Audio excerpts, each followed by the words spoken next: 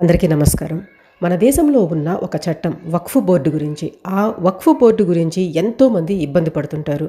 అలా ఈ వక్ఫ్ బోర్డు వల్ల ఇబ్బంది పడ్డ వాళ్ళల్లో ఝాన్సీ లక్ష్మీబాయి గారు కూడా ఉన్నారు.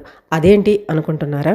బ్రిటిష్ వాళ్ళపై తిరుగుబాటు చేసిన ప్రథమ స్వతంత్ర సంగ్రామ యోధురాలు ఝాన్సీ లక్ష్మీబాయి గారు.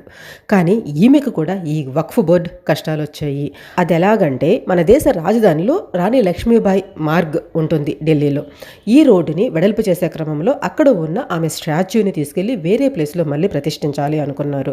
ఆ సమయంలోని ఈద్గా పార్కులో ఈ స్టాచ్యూని మళ్ళీ ప్రతిష్ఠించాలి అనేసి ఢిల్లీ మున్సిపల్ కార్పొరేషన్ వాళ్ళు నిర్ణయం తీసుకున్నారు. తీసుకున్న వెంటనే ఇక్కడ సమస్య ఇక స్టార్ట్ అయింది. ఎంటర్ అయిపోయింది వక్ఫ్ బోర్డు. కొన్ని ముస్లిం సంఘాలలో రోజు రోజుకి మతోన్మాదం ఇట్లా ఎంత వెర్రితలలు వేస్తుంది అనేదానికి నిదర్శనమే ఈ సంఘటన. ప్రథమ స్వతంత్ర సంగ్రామంలో హిందువులు, ముస్లింలు అందరూ కలిసి పోరాడారు.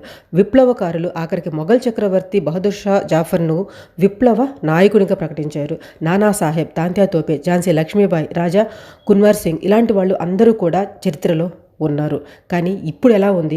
ఢిల్లీలోని షాహీ ఈద్గా పార్కులో పెట్టాలనుకున్న లక్ష్మీబాయి విగ్రహాన్ని అక్కడ ప్రతిష్ఠించకుండా ఆపాలి అనంటూ ఢిల్లీ షాహీ ఈద్గా మేనేజింగ్ కమిటీ హైకోర్టుకు వెళ్ళింది. దీని మీద అప్పుడు హైకోర్టు కూడా బాగా చివాట్లు పెట్టింది ఈ కమిటీ వాళ్ళకి. సెప్టెంబర్ 25వ తేదీన 2024లో వీళ్ళు వేసిన ఈ పిటిషన్ని కొట్టివేసి నానా చివాట్లు పెట్టి దొబ్బేయండి ఇక్కడి నుంచి అని చెప్పింది. అదే కాదు, చరిత్రను మతాల ఆధారంగా చూడకూడదు అని చెప్పి బాగా గడ్డి పెట్టి పంపించింది. కానీ వీళ్ళ బుద్ధి మారదు కదా. అదేవిధంగా ఇంకొక విషయం కూడా చెప్పింది. ఇక్కడ కులమతాలకు అతీతంగా అందరూ గౌరవించాలి ఇలాంటి జాతీయ నాయకులను.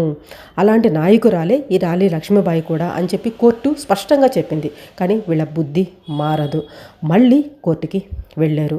నిజానికి ఈ షాహీ ఈద్గా కమిటీ వేసిన పిటిషన్ను అంతకుముందు కోర్టు కొట్టేసింది కదా, అయినా కూడా మళ్ళీ కోర్టుకి అప్పీల్ చేసుకున్నారు. పిటిషన్లో వీళ్ళు ఏం రాశారంటే, ఒకే న్యాయమూర్తి ఉన్న ధర్మాసనం ఇచ్చిన తీర్పు కరెక్ట్గా లేదు, ఆ న్యాయమూర్తి న్యాయబద్ధంగా వ్యవహరించలేదు, మాకు న్యాయం కరెక్ట్గా జరగలేదు.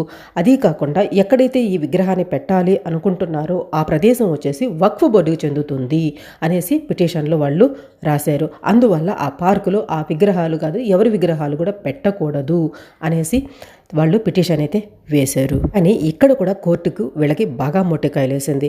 ఇలాంటి అసహజ ఆగ్రహానికి గురయ్యే ఇటువంటి సమయాన్ని వృధా చేసే వాదనలు కోర్టుకు తెచ్చినందుకు మొదట మీరు క్షమాపణ చెప్పి ఆ వ్యాజ్యాన్ని రిటర్న్ తీసుకోండి, ఉపసంహరించుకోవచ్చు అనేసి కోర్టు వీళ్ళకి క్లియర్గా చెప్పింది.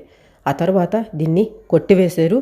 విగ్రహాన్ని పెట్టుకోవచ్చు అని చెప్పేసి సెప్టెంబర్ 25, 2024 తీర్పును కూడా ఇచ్చారు. ఇది వీళ్ళు చేసిన నిర్వాకం. అంటే చివరికి ఝాన్సీ లక్ష్మీబాయి లాంటి వాళ్లకు కూడా ఈ వక్ఫ్ బోర్డు కష్టాలు తప్పలేదన్నమాట. మీరేమంటారు దీని గురించి? ఖచ్చితంగా కమెంట్స్లో రాయండి. అంటే వక్ఫ్ బోర్డు ఎప్పుడైనా కూడా ఒక ప్రదేశాన్ని కానీ ఒక భూమిని కానీ ఇది మాది అని వాళ్ళు చెప్పుకున్నారు అంటే, క్లెయిమ్ చేసుకున్నారంటే, ఆ ప్రదేశంలో ఎంత గొప్ప వారి విగ్రహాలైనా కూడా అక్కడ పెట్టకూడదు, అది వాళ్ళకి మాత్రమే సొంతం అవుతుంది అంటూ ఇటువంటి వాదనలు వీళ్ళు తరచూ తీసుకొస్తూనే ఉన్నారు. ఇప్పుడు చెప్పండి, వక్ఫ్ ఈ చట్టాన్ని సవరించాలా లేక పూర్తిగా తీసుకెళ్ళి గంగలో కలపాలా? మీరేమంటారో ఖచ్చితంగా కమెంట్స్లో రాయండి. వీడియో నచ్చితే లైక్ చేయండి, వీలైనంత ఎక్కువ మందికి షేర్ చేస్తానికి ట్రై చేయండి. మన ఛానల్లో ఉండే ప్రీవియస్ వీడియోస్ అన్ని చూడండి. చూసిన తర్వాత మీకు నేను కరెక్ట్గా చెప్తున్నాను అనిపిస్తేనే సబ్స్క్రైబ్ చేసుకొని సపోర్ట్ చేస్తానికి ట్రై చేయండి. Thanks for watching. జై హింద్.